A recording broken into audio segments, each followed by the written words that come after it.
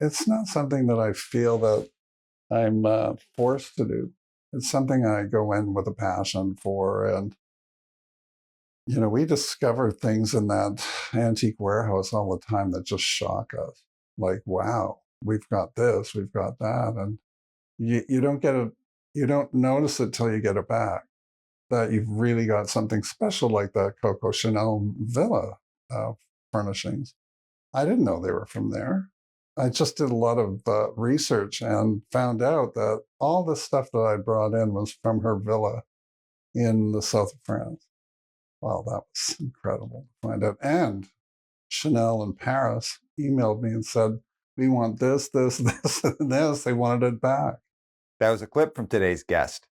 Everybody, welcome back. I'm super psyched about today's guest. It's someone who is a personal and family friend, and also someone who runs a business that my family loves and I love, my wife loves, and is also just like a cool business with an interesting story.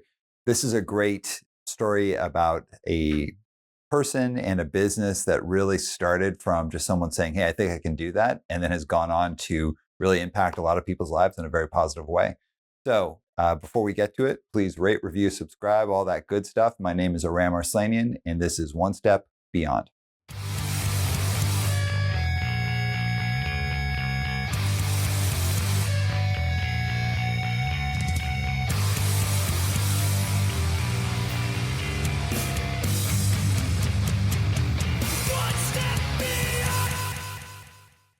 Mark, welcome to the show. Thank you, sir. Nice to be here. So for the uninitiated, for those who don't know, who are you and what do you do? Yeah, that's a good question. Who am I? Sometimes I don't know. I forget. And it's just that sort of thing. And you wake up and where am I?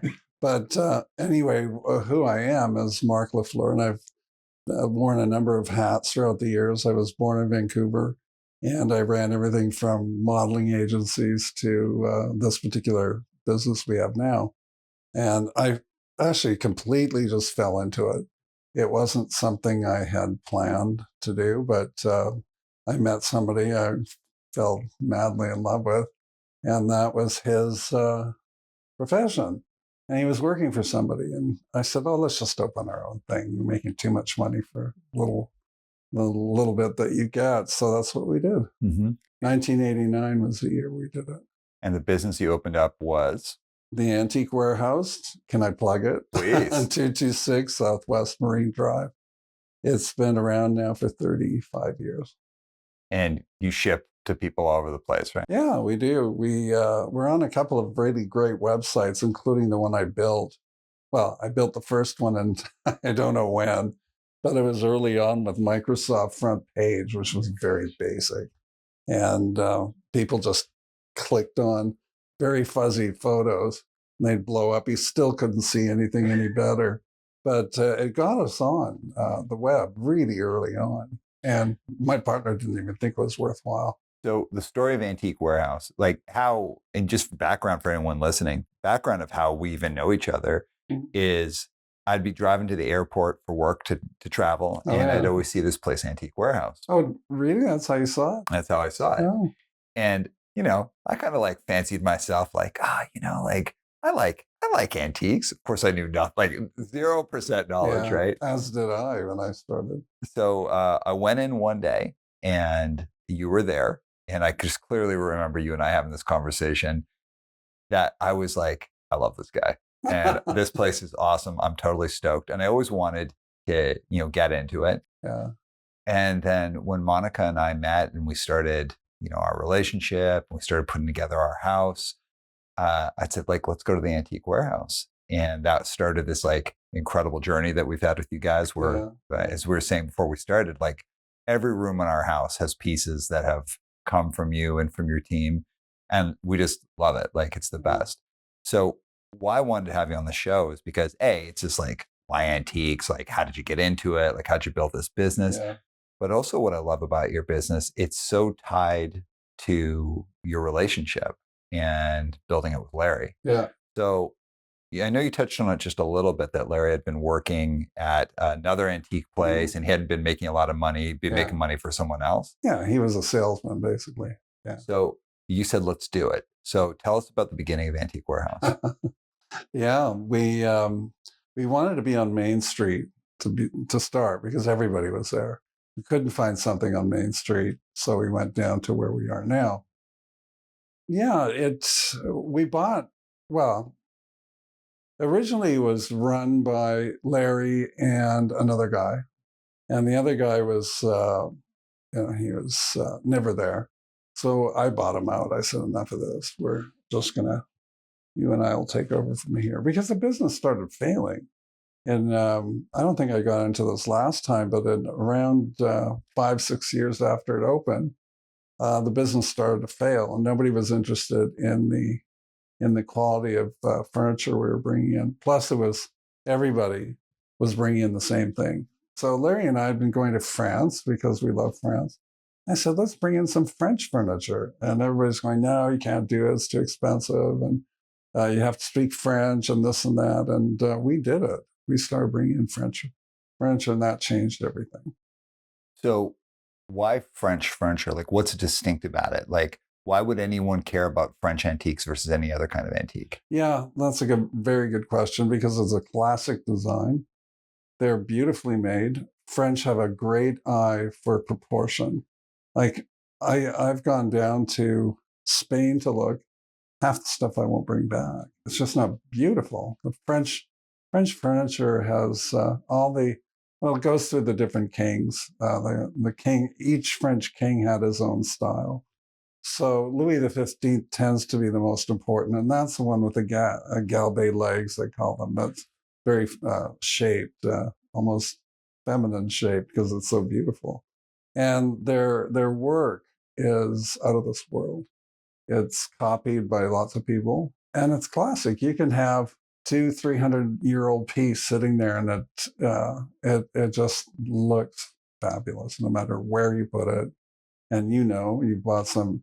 I should say, Aram and Monica have great taste. They bought some beautiful things that I brought in, like those little marquetry tables, and they're top of the line. And you can put them in any setting, and make it interesting. And it's the difference between buying everything restoration hardware, like people do, and but mixing it. I mean, you can do that, and you've clearly done it here, and it looks great. And there's only 2 chairs that you've mentioned that are, but Aram and Monica bought some beautiful, like that table. Wow. Well, there's a certain look Monica gets when we walk in the door. Yeah. We'll walk in the door and I'll see her look at something, and she gets a distinct look where I'm like, that's coming home with us. Yeah, and I never know what you guys are looking for. I remember when Monica bought that beautiful vanity, and I had it really cheap because I didn't think it was, that marketable, because not a lot of people use vanities. But you guys came in and you really scored on that one. That looks great up in Monica's room. So, if you're to say, like, someone who's like even thinking about putting together their house, why would someone think about antiques, especially French antiques, versus like a restoration hardware, IKEA, or whatever? Well, you want the quality. There's no comparison to quality. Everything in IKEA or restoration hardware, any of them, Urban Barn, they're all made in Asia.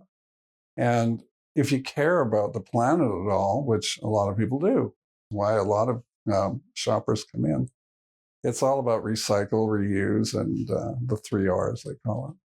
The quality will last for 100-200 years. Whereas like an IKEA piece, you're lucky to have it till next week. So yeah, it's the love of the quality and the story, and everybody loves the history. Everybody says to me, well, where did you get this? And sometimes I know, but sometimes I'll say, well, I just got it at an auction or dealer, but where they sourced it from, I don't really know. But I do know that I can tell now, which took a long time to learn, how old something is. The age of something is super important. But IKEA won't last. Well, I think they're actually selling off vintage IKEA now that was made in Sweden. Really? It's become actually quite cool to have. because it's lasted for so long. Stuff now, it's just disposable. What we found was like when we were looking at stuff and like putting together our house, getting antique stuff was comparable from a price wise. In a lot of cases, it was actually cheaper than getting something brand new from Restoration Oh, Hardware. yeah. Because like there was a bunch of stuff that we got or we were going to get where like, we could just get this from Antique Warehouse and it's Yeah. like a lot cooler. It's more beautiful. And there's more work involved because you have to like go and source things and something you want isn't necessarily going to be available. No, Like that's true. you got to piece together, but we had like way more fun. So we actually, this whole house had, was filled with Restoration hardware stuff. Was it? It was. That was our Oh. first thing because it was during the pandemic and we just needed furniture. Okay. Yeah. And we got a bunch of stuff. And then after a while, we're like, this doesn't feel personal. It doesn't feel cool. It's not beautiful. It's just like, it just feels like, I don't know, utilitarian kind of whatever. And so Sure. we ended up replacing everything. And it's been amazing. Like this whole thing that we've been doing with you guys has been awesome. And we also like the idea of like bringing something old and giving it a new life with a new family. And then eventually it will go on to our kids or to someone else. So you had said earlier, you worked in a lot of different businesses. What's uniquely different about working in this industry and having a business in this that you don't think you'd find anywhere else?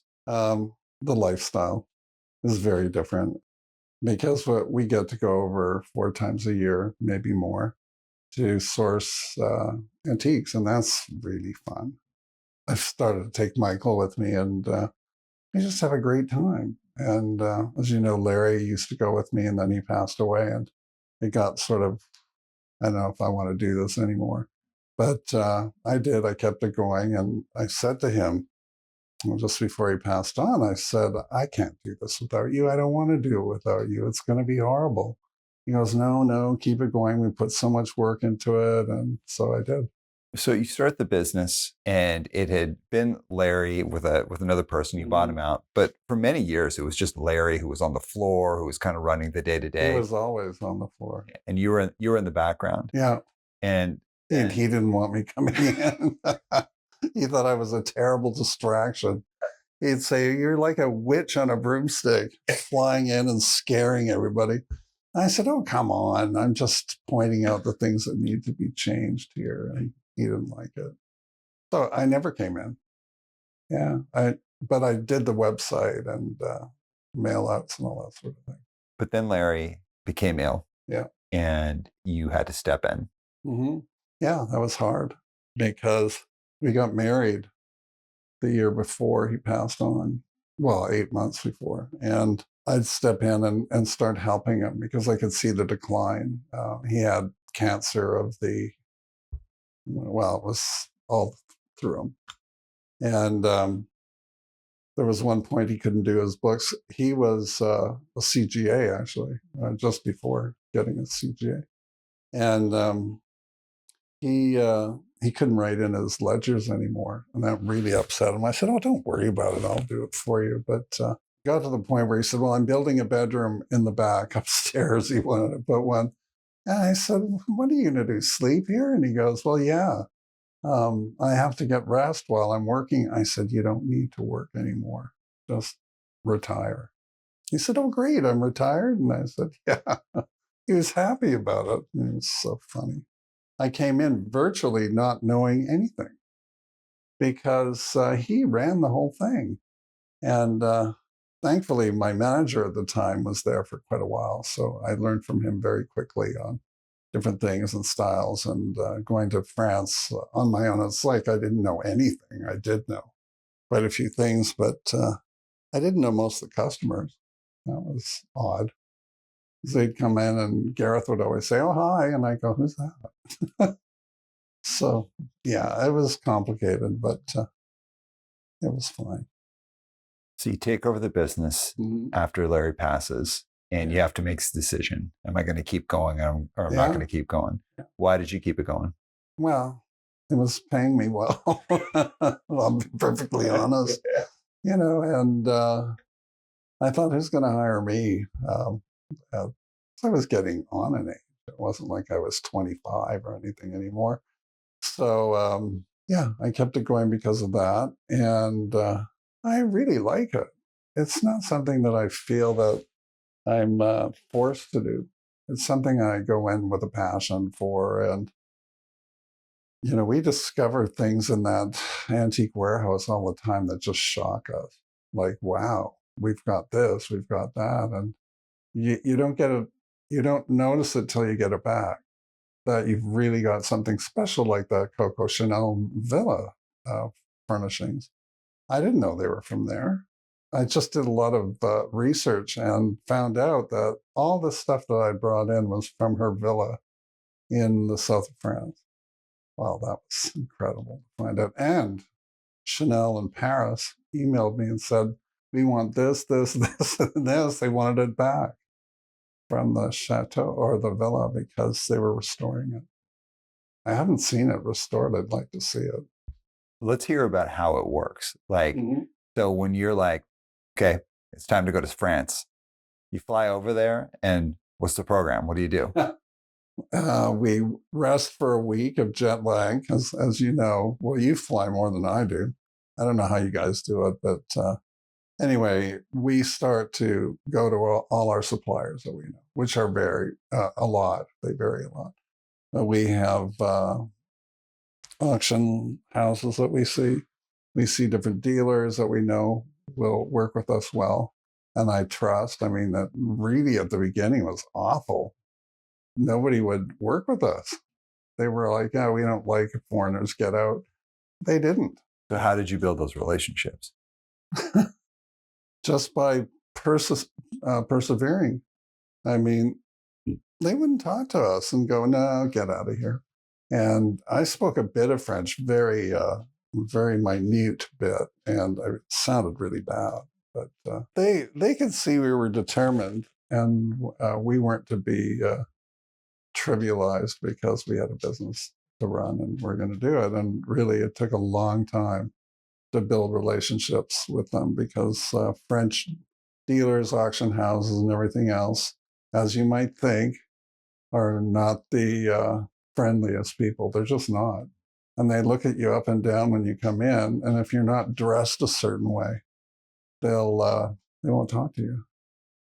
So you're persistent, you figure it out. Yeah. So now when you go and buy stuff, is it like when you go to a dealer, are you looking at individual pieces, or are you just coming in and being like, okay, what do you got? Like, what are you doing? Oh, no. We look at individual pieces closely because a lot of these warehouses are really dark. And so we bring little flashlights and everything else just to see and they're cold and it's not glamorous at all. You go in there and it's freezing and you're like, each individual piece we call it curated in the industry, where you've handpicked each piece. It's time consuming, but it's great because you know what your clients like. So you pick. Do you go in looking for specific things, or do you just go in and like whatever interests you? It's a combination of both. I like buying things that I like, which doesn't always work. And they're too expensive normally, but I buy them anyway. And I think, I like it. Like that bar I have in the store. You remember that geometric bar? Oh my God. I saw that 20 years ago and I brought it back. And Larry goes, don't buy that. We don't sell that sort of thing. And he was very, a little bit difficult to deal with. I said, I'm buying it. I don't care. And so we bought it. We paid 700 euros for it, which was nothing at all. And we see the bottom of this bar online for 40,000 US. And I thought, score. I really scored with this one. And I decided never to sell it because I liked it anyway. Have people tried to buy it from it? Oh, yeah. If they pay me the right price, I mean, I'm not going to sell it for anything less than. I've currently got it on sale now for 22,000. Wow. Good for you, man. Oh, yeah. Yeah. Well, it's worth it, huh? So you're out there. How long, like how many different dealers would you see in like however long you're there? A dozen, maybe more. And then you fill everything up into shipping crates and get them shipped back over to Yeah, Canada. they don't go in crates. I have a shipper there that comes and picks up wherever I want. He won't go down to the south of France. He's not big enough to do that. he comes and picks up things that are around Paris, and he transports everything back to a central packing house. Then he leaves it sit there for, I have currently 2 containers sitting in Paris waiting to come over. And he'll pack a 40-foot high cube container and then ship it off. When we're talking about a container, like how big of a container? What are we looking at? 70 cubic meters inside. It's big. And I hire a crew when they come over to unpack it because I'm not doing it anymore. Michael and Brian love unpacking the containers. And like the last one we got in was amazing. It really was. We were finding all these beautiful pieces that were stamped with famous makers. And that really excited me. I didn't know they were famous at the time. And most of them don't. Most of the dealers will just don't even really care about it. But I start looking them up on the internet and I go, wow, look at this guy's reputation and what he sells. And like the Sormani chairs that I'm looking at right now and thinking they're perfect for you to go over there. They're really special. All right. So every kind of like business has its own subculture, like for example, like academia has its own kind of like subculture, like almost like, like the financial sector has a type kind of like there's like a subculture, like where people are kind of play a role in it. Yeah. And there's stories of like totally hilarious stories and totally terrible stories. Mm-hmm. So without naming names, without like, identifying anyone, if you're thinking of like some of the people that are in the subculture of like antique dealers, yeah, like what are some of like kind of the funnier, like wilder sides of it? Well, Vancouver, for example. Well, France has a very different handling of antique dealers. And they have something called the Conseil de Vente, which is a governing body that watches every single dealer, everybody that's in the business. And if somebody pulls a fast one on somebody, all these people have to do is phone up. And that dealer is going to be out of the picture very fast because the Conseil de Vente doesn't put up with lying and all that sort of thing. Vancouver is very different. We don't have that. So it's just reputation. You have to build up here. It's very different than there. And I've used that Conseil de Vente thing on a couple of guys because I was really angry. I said, if you don't give me what I want, I'm calling the Conseil de Vente. Well, it's done because they don't want the Conseil de Vente in their books because they'll go through everything. So it's a regulated industry. Yeah, in France, not here.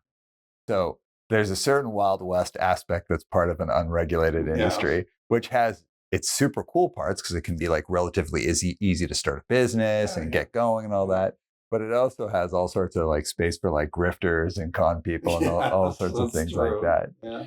So, but when something's like that, kind of very often there kind of be like a self-regulation from like either customers just catch on and they don't go there anymore, or people kind of like shoulder them out. I think so. I think I've seen a lot of dealers come and go, and it's mostly because they're not honest. And I know a lot that would con people. There's one still in business now who is, I'm not going to mention her name, but she conned me for one thing, and I don't like being conned. I'm a dealer, and I was really pissed. I thought, how dare you? Anyway, she runs a business that it's more of a consignment thing. She does not play fair at all. She'll say to somebody, oh, I only got $200 for your piece, when in fact she got more like $2,000. Wow.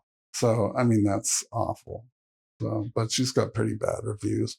If someone was going to get, because I want to get into your specific business in a second, but if someone's listening to this and they're like, I don't know, maybe I want to get into antiques, like, how would you recommend someone like start dipping a toe into that? And let's say they're not from Vancouver, they could be anywhere in the world. Yeah. How could someone start dipping their toe into collecting or getting into that? Well, you have to know what you're buying. If you don't know, don't bother. I mean, don't start. Well, start by learning your product. And that takes a while. You don't learn that overnight. It took me a number of years. And Larry had been doing it for a number of years too, before he even met me. So we were able to to figure that out. But if somebody is starting in the business, I'd say go small, try it out, see if you like it. There's certainly a lot of things in town that you can start with. And we call those collectibles. We don't really deal with those because it's not worth it for me. I like to sell the big ticket items. And, but that's how they should start. Learn it. And you're not going to make millions of dollars. I can tell you right now, I see all these kids on Instagram saying, I make 40,000 a day. And I think, God, I wish I did that. But it's more of a passion thing. If you're a collector and you love things, I knew a guy that never had a store. He didn't do anything. I don't know that he's alive anymore, but he was very, very nice to Larry and I.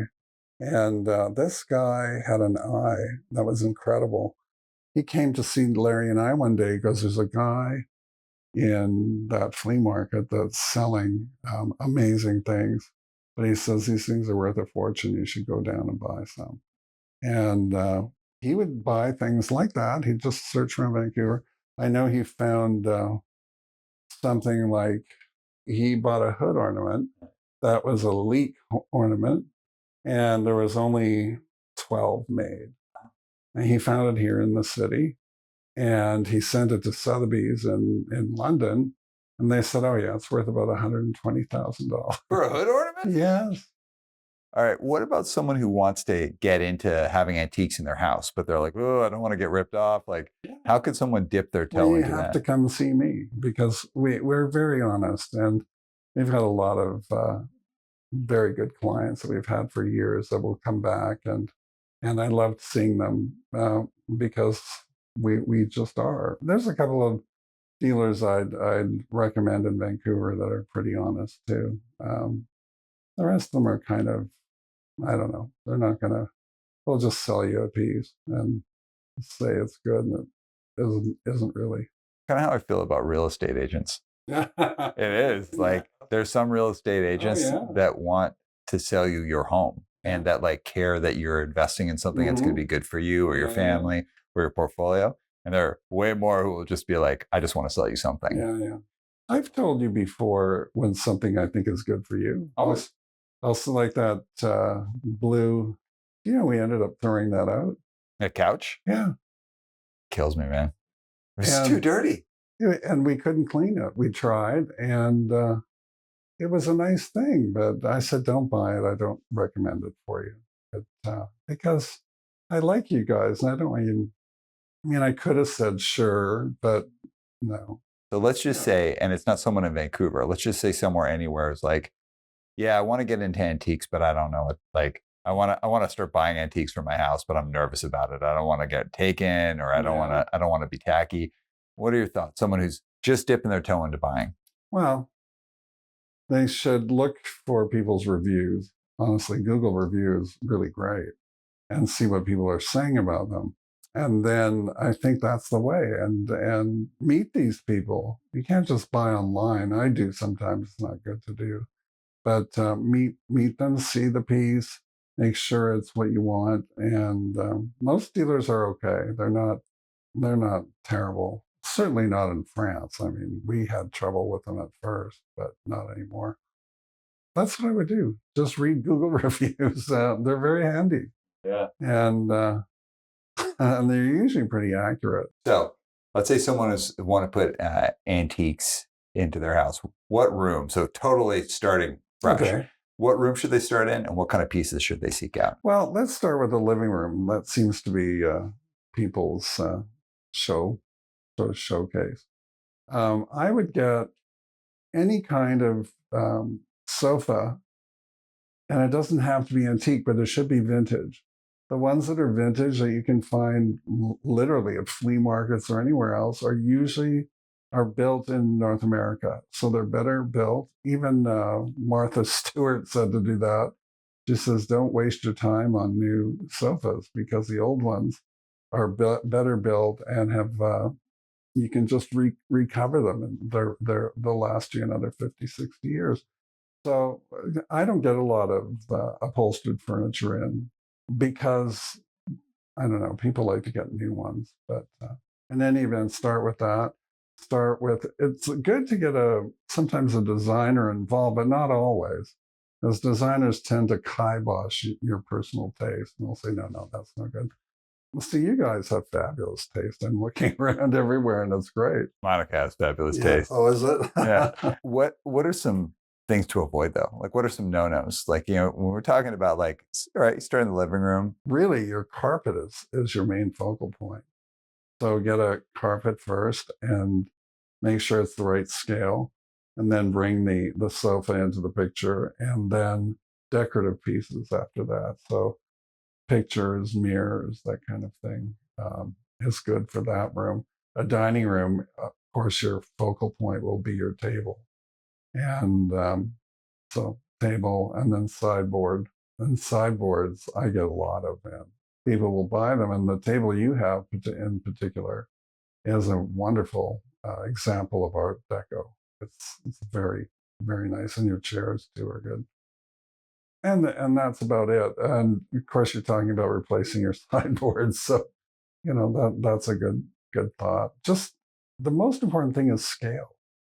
People buy things that are completely out of scale for their room, like chairs that are far too big, and they look crazy, and they can't figure out why. So for that, you might want to seek the assistance of a designer, interior designer, but not always. Is it okay to blend different styles and different eras? Sure. Absolutely. A lot of people do. And you'll find the East Coast designers, East Coast buyers have a really sophisticated taste, and they love their antiques. Just hundreds of flea markets and everything over there. Even one down in Portland is very good. And it's just they have a love for antiques down there. And there's a way bigger population. I remember sending a silver chair to a woman that lived in one of the highest security, highest per floor count building in New York, in Manhattan. We had to fill out 10 questionnaires of security just to get the thing there. They asked us, have you ever been in Iraq or something else like that? And we're like, but it finally got there. She liked it. So let's talk about the actual business. Okay. You've got a cool crew there. Oh, yeah, they're great. Everyone that works there that we interact with is awesome. I know. They're good boys. So how did you build that culture? I think the most important thing to do is feel like a family.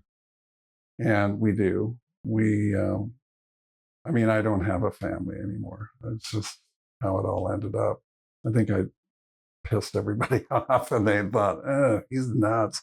My family are the guys, and all of them, from the boys that work in the back that do superb work for restoration, to the Brian and Michael. And I used to have a third guy there, but we had to let him go. He just wasn't fitting in. So in your business does, like, not only do you bring the stuff in, but you also restore some of the stuff on site before you bring it out into the show. A lot. Yeah. Yeah. The difference in the early days, when we were bringing in nothing but Belgian and English, it was all clean. Everything was brought in. All it needed was some oil, and it was fine. Nowadays, things are all as is. So I bring a container in, and there's probably about a month's worth of work, of restoration work on them. And I tell you, when those boys do their magic on a piece, it's completely different. And what I initially thought of as going to be a certain price, I take a look at it in person, and I'll up the price, because to pay for them, but also it's worth more when it's restored. And I don't mean refinished necessarily, but when we are finished, we keep the original patina on it, and so it doesn't look plastic or anything like that. So you have an interesting business in the sense of not only are you selling things to people, like selling an item to people, but you're selling something that they're probably going to interact with every single day for however long. So you help change the landscape of people's homes. That's kind of a cool creative space to be. Oh, it is. And you wouldn't believe how many clients I get sending me pictures of what they're, like you have done, sending pictures of what their interior looks like, and we're shocked sometimes how nice it looks. I know this for a fact that I don't want to badmouth restoration hardware, but people say it's when you go to the venue, everything is so perfectly lit and beautiful, and it looks great in there, and they get it home, they hate the thing. Whereas ours is different. I don't have a showroom like restoration hardware.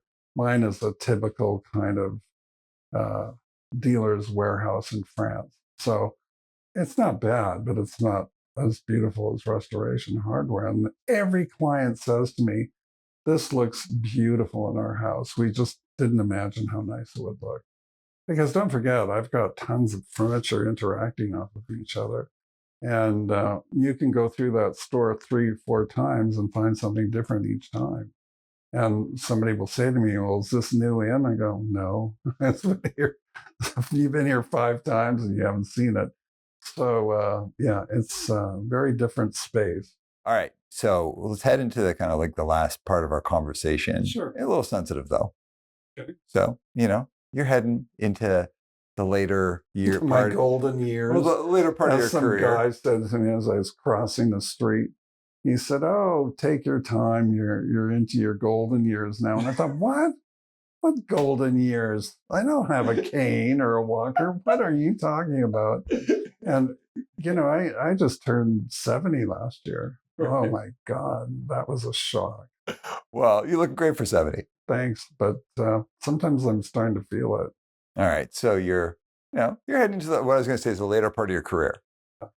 At some point, you're going to retire, or are you just going to keep going till there's nothing left? Yes, but I'm going to keep going until there's nothing left. But to be honest with you, I don't have to go in at all anymore because Brian and Michael and the staff are very good. And that's how I set it up. I don't want to have to be there all the time now. Well, I'm taking a full month off next month. I'm going on a men's health retreat. Wow. Yeah. We're going to do yoga and meditation and just about everything else. It's very modern of you. I think so. I like to feel that I'm still hip to some degree. So when you're gone, will Antique Warehouse still be around? I hope so. I'm teaching Michael the ropes, and I've taken him twice to France now to meet the dealers, and so they all know who he is. That introduction is very important, and to key people that I like that will help them, that are honest, that finally met over the years of cultivating that market. So it'll be, when I'm gone, I don't really care what happens to it anymore. I'm not going to be haunting the place. Maybe, yeah. But yeah, no, that's an interesting question. But I hope the boys will keep it going. I haven't really changed my will to reflect that yet. It's keep changing it. It costs a lot of money to do that. We have an episode of the podcast with a death project manager who talks about all of those things. Oh, really? It's like, you should listen to it. It's like it got all of us in the company to like change our wills and do it. It's having an up-to-date will and updating it once a year is like a super important thing. Anyways, I won't go into that. Updating it once a year. Once a year. That's expensive as hell. You don't have to update it every year. It's that you just have to review and say, did anything happen this year that would cause me to make a meaningful change to this thing? And a lot of people, like, for example, myself, I'm in my prime earning years for the next however many years. There will be changes from year to year to year. Is it weird? Like, how do you, like when you're saying like Michael, like, is it weird to think like, first of all, how do you even find someone where you're like, hey, I started this business with my husband, and at some point, like, I'm not going to be around anymore. How do you find someone to pass that on to that you'd even want to do that with? Yeah, good question. I had considered selling it selling it outright. And a woman approached me through my accountant. And all the interactions I had with her were very impersonal. She was just looking at it from a monetary point of view. And she was never making me an offer on it. And I thought, what? Don't waste my time. You know, like, put the money on the where your mouth is, and let's start talking figures. And then it just occurred to me, I'd rather have somebody run it that I trust, that runs the business. It's actually there. She didn't want to do that, this woman. She just wanted to, know what she wanted to do, to be honest. But so Michael, I found, he just answered an ad I had looking for somebody. I don't know if this is the best way to find people, but I did. I liked him. We trained him, and he worked out great.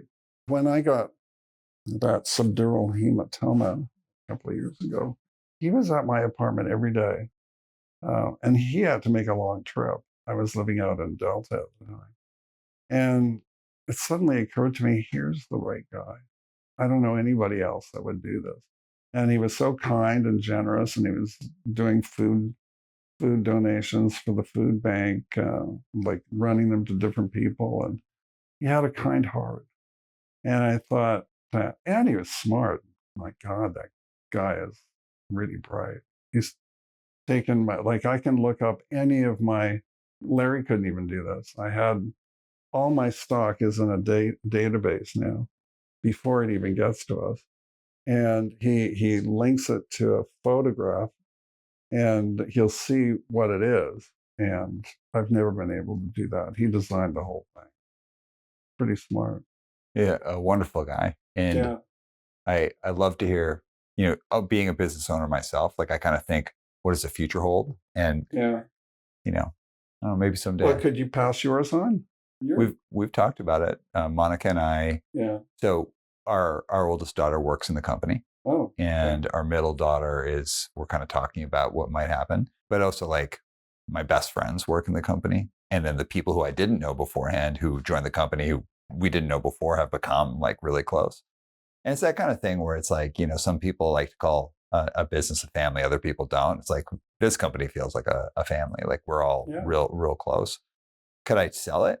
I mean, conceptually I could. Like this company is worth, I have an evaluation of how much it's worth. Could I sell it? Totally. Do I want to sell it? My mind of like, this is what life should look like when I retire wants to do that. But could I do it? Because I feel it's something that it feels like a band I'm in with all of my friends. Yeah. And I don't know. Do you let your band go on without you? I don't know. It's an interesting question. It is. All right. But as we are heading into the end of the interview, I've got 3 questions for you. It's what we call the crucial 3. Okay. And they're going to scale up in difficulty as we go through it. Lay it on me. All right. What is one piece, without naming any names, was one piece that you got totally hosed on, totally burnt? I remember distinctly. It was an Art Deco piece that was fake, and it was made in Egypt in 5 years ago. And I thought it was a really great piece, and I bought it. This is when Larry was still around. He goes, "What did you buy?" And I said, "Well, it's Art Deco." He goes, "No, it's not. It's made in Egypt." And because Egyptians do replicas like that. And so I think that was the one I got rid. Also, somebody brought in a beautiful Jules Lelou. And you probably don't know his name, but he's a very famous French designer. And I knew his mistress in Paris. She was an 80-year-old woman. And she sat down with Larry and I and started drinking shots of whiskey. She was a scream. She's passed away now, but she would always identify a Lelou piece. And she'd say, "Yeah, you have a because she was running the atelier. And so I had brought these Lelou pieces in, and this was a stupid thing I did. I had quite a low price on the buffet, and the chairs were magnificent. They were a set of 10 beautiful chairs, and the table. I price things in Vancouver much less than I do for the global market. So Lelou commands a fortune, and I sold everything too cheap. And the guy, get this, he bought it from London. He was in London. He bought this bought the set, and then opened the drawer, and there was a tag in there that was a sale tag that was half the price of what he paid. And that was just a big mistake on our end. And I said to him, we have to give him a refund. Oh, I know. What's one piece that you can think of that you unintentionally just like made bank on, that like you got it at whatever price, but you didn't realize how valuable it Well, was? it was the estate of Coco Chanel. And I'll tell you, when it came up for sale, nobody wanted it. And they didn't know it was hers. But I just liked everything because it was unusual. And so that I did really well. All right. Final question. Yeah. What will Antique Warehouse, assuming it's still here, what will it look like 20 years from now? Well, I don't know. I honestly can't answer that because antiques are dictated by popularity. Antiques in 20 years means that it goes without saying that it's usually 100 years old before you can call it an antique. So that means antiques now go back to 1924. Wow, now they'd be up to 1944. So if they're well made, classic antiques will never go out of style. They just won't. I know that because I've been in the business so long. I've seen things change, but not go out of style. Nowadays, years ago, particularly in Vancouver, I'll do this fast for you, houses were very cheap. People just wanted to fill them up with lots of furniture. So all the antique dealers are making a fortune. Now houses are expensive and it's a different, they want just quality pieces and like show pieces for their homes. All right, man. We've made it through. This is a great conversation. Sure is. As we're closing off, anything you want to share, anything you want to hype up, anything you want to put out there? Not really. Just look us up. We've got a nice website, and I'm going to be revamping it shortly because I think it's too old right now, but it looks good. All right, everyone. So anyone who listens to the podcast knows that so much of this business is about like my personal relationships with people in the company. Like I love this company, like Cadence and like everyone that works in it. We're like coworkers. We collaborate, we create things, we get to be creative with each other. We're also just like really good friends. And there's something it's great. It's working with this team has been awesome. But as I go further and I do more and more business with more and more people, I find myself having these really deep, amazing relationships with all these people that we work with, all these clients. And you talk so much about your clients. Yeah. And it's not just the people who work in the company or the people that I'm lucky to have as clients. It's also like the people that Monica and I get to do business with outside and like what we fill our home with and all that. And having a relationship with you and all those guys at Antique Warehouse has just been so awesome. And we're so appreciative of you. Yeah. We love you guys. Yeah. Heck yeah. All right, everyone. This has been a fun one. I will see you next time on One Step Beyond.